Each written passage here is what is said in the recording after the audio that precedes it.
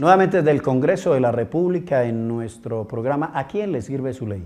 En esta oportunidad nos acompaña el doctor Hugo Velázquez, él es representante a la Cámara por el departamento del Meta, miembro del Partido Liberal y pertenece a la Comisión Primera Constitucional Permanente de la Cámara de Representantes. Doctor, gracias por estar con nosotros. Gracias, William, a usted por darme esta oportunidad de comunicarnos con nuestras regiones. A ver, la idea que tenemos con este programa es de darle a conocer a la opinión pública en general, claro, obviamente a su gente en el departamento del Meta, en el Llano, todo lo que se hace aquí, porque mucha gente critica que no se hace, que no se trabaja en el Congreso, y nosotros que estamos diariamente aquí en el Congreso, no solamente en el Senado, sino también en la Cámara, pero nos damos cuenta que efectivamente hay veces jornadas de 8, 10, 12, 15 horas, no solamente en las comisiones, sino en las plenarias de las dos corporaciones.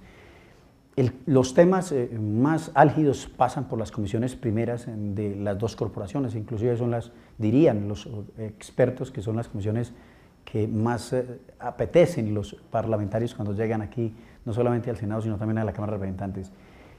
El tema que de algún modo por el cual el presidente de los colombianos, Juan Manuel Santos, se la está jugando, y yo diría que el tema político también se lo está jugando ahí, es el proceso de paz con las FARC que se libra en La Habana, o el diálogo que se libra en La Habana. ¿En qué va el tema del referendo? ¿Hay preocupación por el tiempo? ¿Qué piensa usted si esta iniciativa que se presentó por parte del gobierno va a pasar al interior de las comisiones primeras de las dos corporaciones? Bueno, el tema de la paz no es un tema de partido político. Desafortunadamente, algunos sectores lo han tomado como un tema de partido y han buscado entorpecer el desarrollo no solo del proceso que cursa en La Habana, sino también de los proyectos de ley que el gobierno ha querido implementar para facilitar hacia el futuro el desarrollo de esos acuerdos de paz. El país tiene que tener de presente que por primera vez en la historia un proceso de paz va a llegar al Congreso de la República. Ningún proceso de paz pasó por el Congreso. Fueron acuerdos entre gobiernos y los grupos alzados en armas, o inclusive el Tratado de Wisconsin, que le puso fin a la primera o a la guerra de los 1000 días, fue un tratado básicamente de imposición del gobierno sobre un partido liberal vencido. En este proceso que se está viviendo en la actualidad, lo que se acuerda en La Habana son temas que el Congreso va a incorporar a una ley de referendo que previamente va a ser divulgado, va a ser conocido por toda la opinión pública.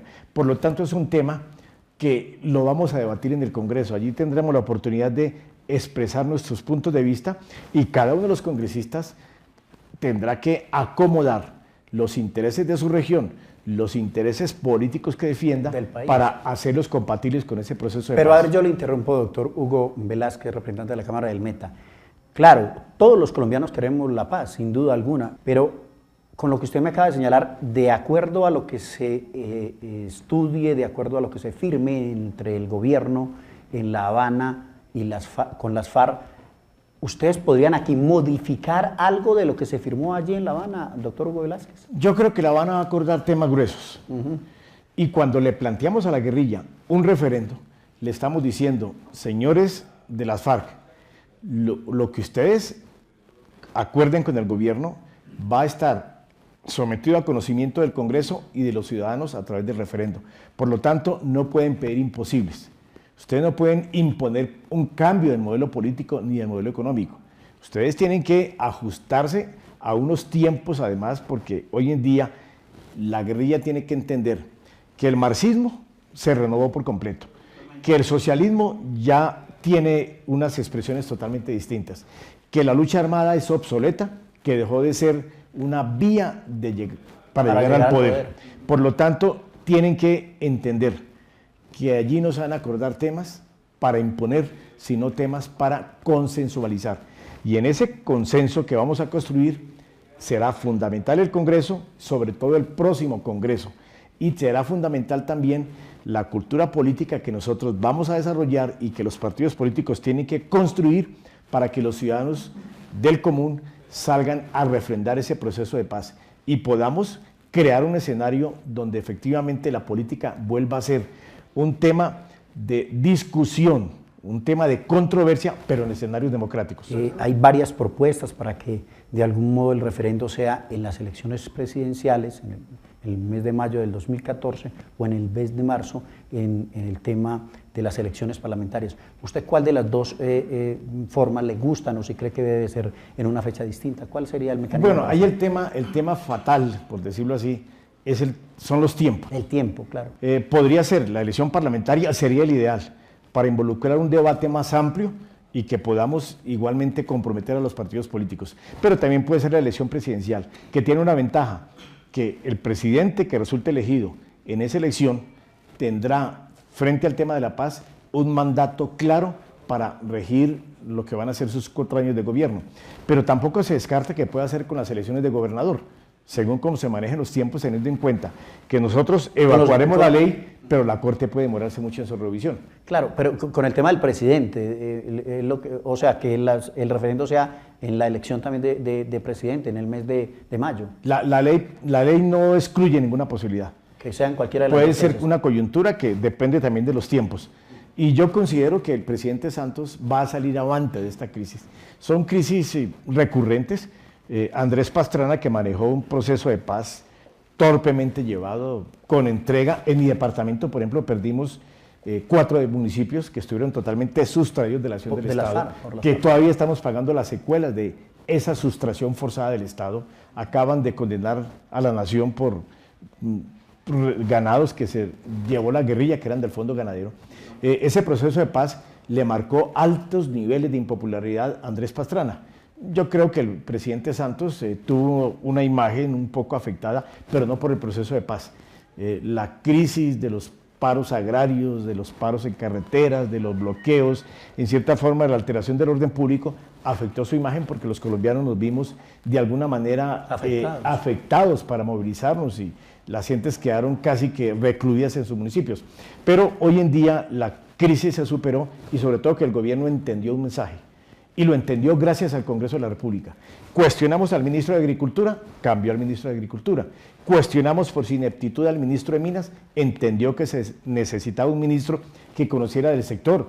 Por ejemplo, en Caldas, en los Llanos, teníamos problemas con los mineros y el ministro que estaba hasta el día de ayer no era un ministro que conociera el tema. Entonces yo creo que el Congreso de la República jugó un papel importante en los debates de control político y hoy con un gabinete a quien nadie le niega su capacidad. El nuevo ministro del Interior es un hombre del Congreso, aquí lo hemos visto todos los días. El ministro de Minas y Energía tal vez es el hombre más conocedor del tema en los últimos años. El ministro de Agricultura puede ser cuestionado por ser más ligado al sector empresarial, pero esperemos que sea una persona que se comprometa en la dimensión del problema. Es decir, yo creo que el presidente Santos ha entendido que el problema también es de sus colaboradores, y eso se lo hizo notar en una columna Enrique Santos Calderón, su propio hermano. Sí, pero a ver, sin duda alguna, el juego político que se está dando hoy en el país, yo creería que nunca se había avanzado en ninguna de las etapas como hasta el momento se ha avanzado con las FARC en La Habana. Hay mucho temor de muchos sectores, porque ¿qué se va a negociar? ¿Qué se está negociando? ¿Cómo se va a negociar? El referendo creo que es una muy buena medida para que los colombianos nos demos cuenta realmente qué va a pasar con este proceso de diálogo.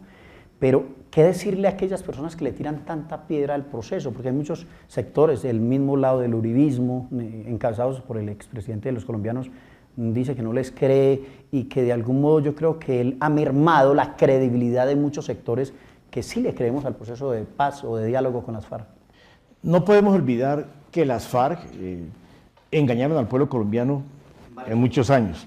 Con Belisario Betancur desperdiciaron la oportunidad de generar un amplio movimiento político democrático además. En el gobierno de César Gaviria perdieron la oportunidad de estar en la Asamblea Nacional Constituyente. Hoy las FARC tienen que entender, porque además se aislaron del mundo, ya ni siquiera Cuba apoya la lucha armada. La lucha armada es algo desueto que no tiene razón de ser.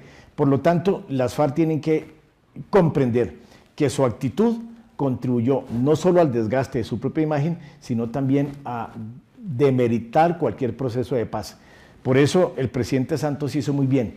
Primero, en conformar un equipo absolutamente amplio, dirigido por un hombre conocedor del tema, como Humberto de la Calle Lombana, pero allí están los militares, están los empresarios, la policía, faltan las víctimas que llegarán tarde o temprano, está la policía. Por consiguiente, allí hay una interlocución amplia, conocedora del tema.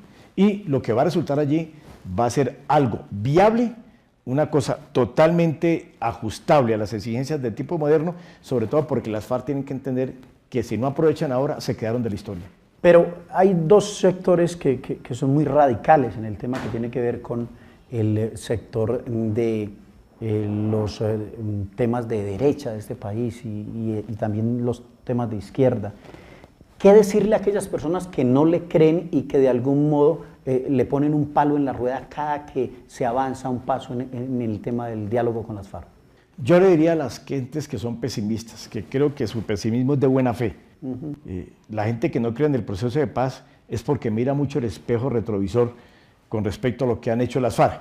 Pero que miren el caso de Uruguay, donde hay un presidente de alta popularidad que fue guerrillero. Que miren el caso del Brasil, un hombre marxista en sus comienzos que optó por la socialdemocracia y que llegó al poder y todavía conserva una inmensa popularidad. Dilma Rousseff, que fue guerrillera. Que miren esos ejemplos. Chile, por ejemplo, que ha pasado por experimentos saliendo de una dictadura horrorosa, pero volvió a una alternativa de izquierda, tuvo una derecha absolutamente civilizada, va a volver a la izquierda. Entendamos que la democracia realmente se puede construir a partir de esas crisis de violencia, y Colombia no puede seguirse dando el lujo de confrontar simplemente con la violencia a los actores violentos, porque hoy por hoy la guerrilla jamás se va a tomar el poder. A la Plaza de Bolívar no van a llegar, jamás, pero tampoco los vamos a acabar fácilmente. Su capacidad de perturbación es enorme y han afectado desde la economía hasta la tranquilidad de los colombianos. Entonces hay que ensayar una nueva fórmula. ¿Y qué mejor fórmula que la que recorrieron ya otros países? Está el caso de Centroamérica, por ejemplo.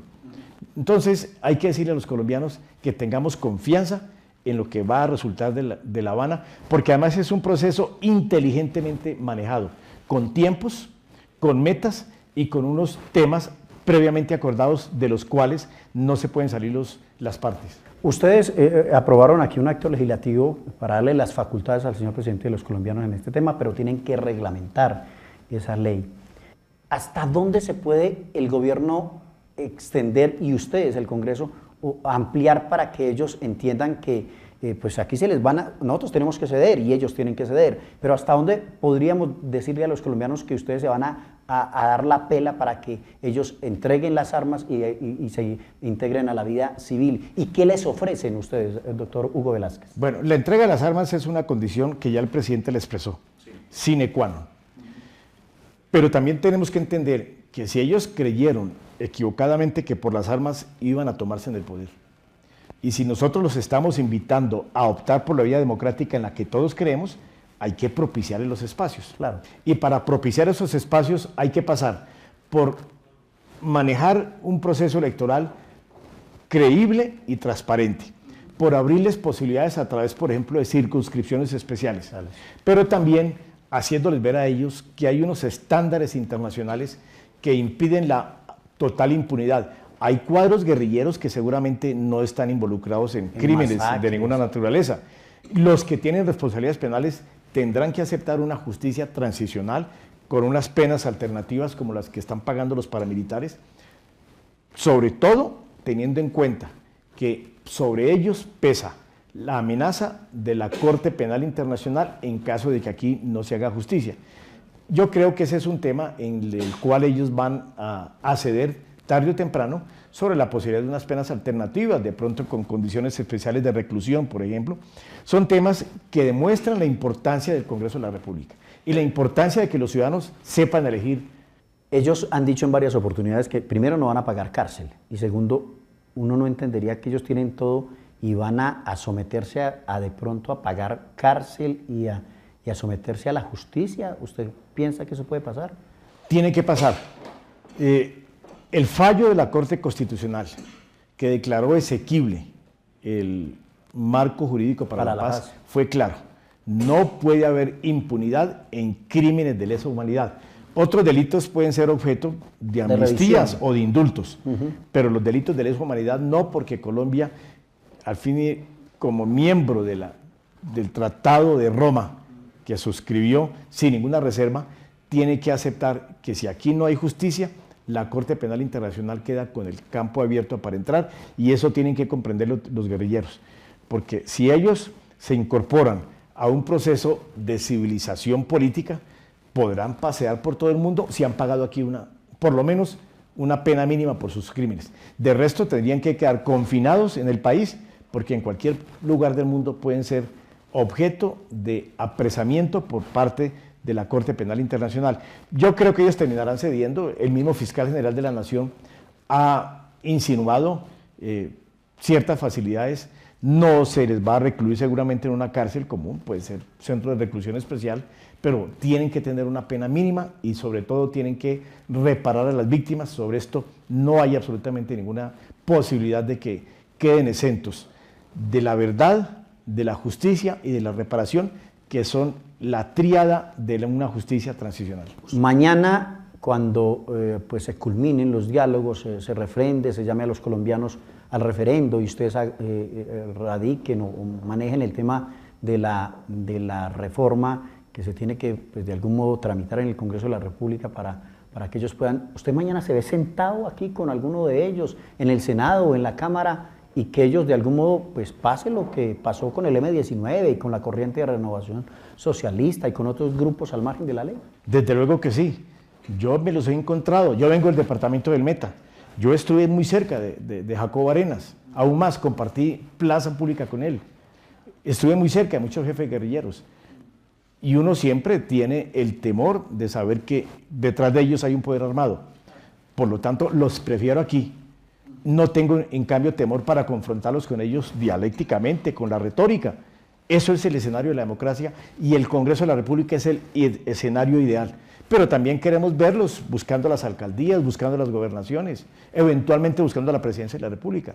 Eso también tienen que verlo ellos y en ese sentido deben hacerse su propia autocrítica. Hoy por hoy las FARC no tienen un cuadro importante para disputar la presidencia de la República, porque priorizaron lo militar sobre lo político. Y en eso la guerrilla de las FARC fue una guerrilla totalmente distinta a la de Centroamérica, donde Joaquín Villalobos disputó la presidencia de la República, o guerrillas como la del Brasil o como la del Uruguay, que priorizaron la política por encima de lo militar. Tienen que hacer esa autocrítica y volver a retomar no solo su criterio verdaderamente insurgente, que los aleje de cualquier práctica, como el narcotráfico, como el secuestro, como la violencia, como el reclutamiento de menores, y que les dé nuevamente la vocación de poder, que es la vocación política, y que con esa vocación política entiendan que la política moderna, desde los tiempos del más importante marxista moderno, que es Antonio Gramsci, se entendió que solamente puede ser una política de controversia democrática, de participación. En el trámite de la iniciativa para reglamentar ese acto legislativo, ya se ha hablado de cuál sería como la columna vertebral de esa reglamentación de ese acto legislativo, doctor Hugo Velázquez. Tenemos pensado que hay 3 escenarios sobre los cuales hay que construir la paz. El primero, justicia social. No podemos desconocer que Colombia ha sido un país absolutamente desigual, sobre todo en el campo, en carencia de atención del Estado, de oportunidades, de exclusión. Este es un Estado que ha sido excluyente totalmente. Primera realidad. La segunda, es necesario reconstruir la política. Y nosotros mismos tenemos que hacernos nuestra propia reflexión. Es que también los que nos decimos demócratas hemos sido inferiores a la democracia. Los temas de la parapolítica, los temas de la corrupción electoral, la crisis de los partidos, también nos obliga a nosotros a superar esas deficiencias de democracia, es decir, fortalecer la política y dentro de ella unos escenarios en los cuales se posibilite a quienes hagan el tránsito de la guerra a la sociedad y a la paz puedan participar en política, darles ese escenario. Y el otro es la justicia transicional, porque no se puede construir justicia social, crear espacios políticos dejando a un lado a las víctimas. Sin justicia social. Claro, de todas maneras, pues hemos visto recientemente en el pasado gobierno del expresidente Álvaro Uribe Vélez cómo más de 35.000, 40.000 hombres se desmovilizaron y hoy estamos viendo las consecuencias, las BACRIM, muchos de estos hombres pues no se les prestó ninguna atención, desafortunadamente volvieron a la violencia, a todos estos sectores. Estos guerrilleros que posiblemente con la ayuda del trabajo de ustedes, del señor presidente de los colombianos, el doctor Juan Manuel Santos, y muchos sectores posiblemente se van a entregar. ¿Qué hacer con estas personas? Porque dicen que son 8, 10.000, 15.000, no hay una cifra exacta. ¿Qué hacer con estos hombres que de algún modo pues, van a entregarle las armas y se van a reintegrar a la vida civil? Uno tiene que comprender que los actores armados hoy se componen de una élite con muchos privilegios, que seguramente será la élite que se va a incorporar a los procesos políticos, y una tropa inmensa formada por campesinos desarraigados de sus propiedades, de sus fincas, por jóvenes abandonados, es decir, por un grueso de población que es producto del abandono de la sociedad. Luego, si la sociedad quiere reivindicarse con ellos, hay que abrirle posibilidades. Que la empresa privada entienda que tiene una responsabilidad, pero también pueden ser útiles, por ejemplo, en el propio ejército, pueden ser útiles en la policía, como ocurrió en El Salvador, pueden ser útiles como guardabosques, pueden ser útiles en campos específicos, o pueden también ser beneficiarios de programas de reforma agraria con asistencia técnica y crediticia, con alguna educación que los acompañe, con algún control obviamente. Y en eso hay que pensar, por ejemplo, en las tierras que se le deben quitar a los grandes latifundistas que las obtuvieron a través de la misma violencia, las tierras que tienen que entregar las FARC y los baldíos que tenemos en el llano. Ahí están hablando de una gran empresa capitalista para desarrollar la antillanura. Entonces, que incorporen también ahí a desmovilizados para que puedan cumplir faenas propias del campo con algún ingreso. ¿Esos temas estarían tratados posiblemente en esa reforma, en esa ley que ustedes tienen que reglamentar? ¿O eso es producto de lo que después pase con el acuerdo? En La Habana se están acordando unos temas. Ya se acordó el tema agrario, nadie lo conoce. Lo que el expresidente Uribe anda por ahí pregonando de que se le está entregando el país a la guerrilla, eso no es cierto. Ni creo yo que Humberto de la Calle, o el general Mora, o el general Naranjo, o el doctor Villegas van a entregarle el país tan fácilmente. Se acordaron unos temas. Sobre esos temas nosotros vamos a desarrollar políticas agrícolas y las tiene que desarrollar el gobierno colombiano. Indudablemente que lo que va a salir de La Habana será la materia prima, pero ahí va a tener un papel fundamental el Congreso de la República, los partidos políticos y por último el ciudadano, a quien se le van a consultar esos temas para que diga sí o no frente a las propuestas de ese acuerdo. Todos tenemos mucha esperanza de que este es el paso más grande que se ha dado en el proceso de paz, en los procesos de paz que se han librado entre los gobiernos y las FARC. ¿Ve usted luz en el mes de diciembre, en el mes de enero, al final, para que realmente nos digan, ve, aquí tenemos un cuadro y esto es lo que le vamos a preguntar a los colombianos? ¿Sí ve que las FARC tengan esa voluntad como la tiene hoy el gobierno? Yo creo que sí. Timochenko es un hombre distinto a lo que era Monojojoy. Yo veo un hombre con una reflexión sobre el futuro político de él y de sus compañeros. El mundo se globalizó y el mundo globalizado hace mucho tiempo dejó atrás la lucha armada. Nosotros aquí no tenemos motivos para una contienda armada. Aquí no hay discrepancias religiosas, aquí no hay motivos ideológicos, aquí no hay motivos de secesión territorial. Aquí hay mucha libertad. Aquí tenemos absolutamente un Estado de Derecho que, si bien no es perfecto, una democracia algo precaria, pero tenemos todas las condiciones para que se dé la paz y una fortaleza enorme para que este país se convierta en una potencia económica. El llano ahora lo están mirando con ese propósito, como la gran esperanza, no solo de Colombia, sino del mundo. Y ya que usted mencionó la violencia en mi departamento, yo siempre lo he dicho aquí, nosotros no inventamos la violencia. Todos los violentos del llano llegaron de afuera. Tiro Fijo llegó al llano, sí, proveniente de Marquetalia. Don Martín Llanos, don Mario, llegaron de Antioquia. Claro. El señor Arroyave. Don Miguel Arroyave, todos llegaron de afuera. De afuera, claro. Y aprovecharon nuestras fortalezas, especialmente en materia de hidrocarburos, del narcotráfico, que lamentablemente fue una economía ilícita, pero muy productiva, que el Estado no supo afrontar. Yo siempre propuse aquí, tuve un proyecto de ley que avanzó al segundo debate para que despenalizáramos los cultivos ilícitos y pudiéramos anteponer el problema social y de pobreza, de abandono del Estado, de falta de alternativas, y que no estuviéramos castigando a los cultivadores, a los pequeños productores, porque lo que estábamos haciendo era colocando esas gentes del lado de los sectores armados. Porque es que cuando los dos tenemos un enemigo común, nos unimos contra ese enemigo.